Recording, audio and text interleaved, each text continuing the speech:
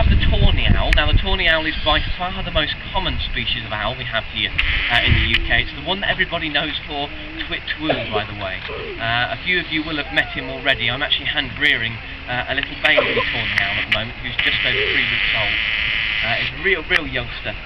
But yeah, the one that everybody knows for twit-twoo is the tawny owl. And the way I remember this fact, and the fact is that the twit-twoo with the tawny owl is actually two owls making a call to each other, and the way I remember that is that the female will always call the male a twit, and the male says two, and that's how you remember which one says what to each individual owl. This, however, is not a tawny owl, but this is a barn owl. So we've got barn owls, tawny owls, we've got little owls as well living here, present in the UK. We've also got long-eared owls and short-eared owls. Those last two are quite a lot less common than the other three. But this is probably about the third most common owl we have here in the UK.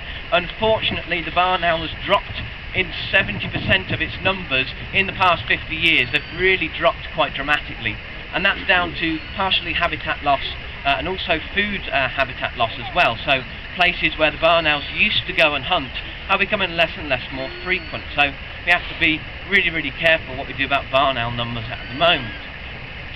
Now, we get lots of questions asked about the owls, particularly after the demonstrations. I'll try and include as much information as I can without kind of bombarding you too much. Casper.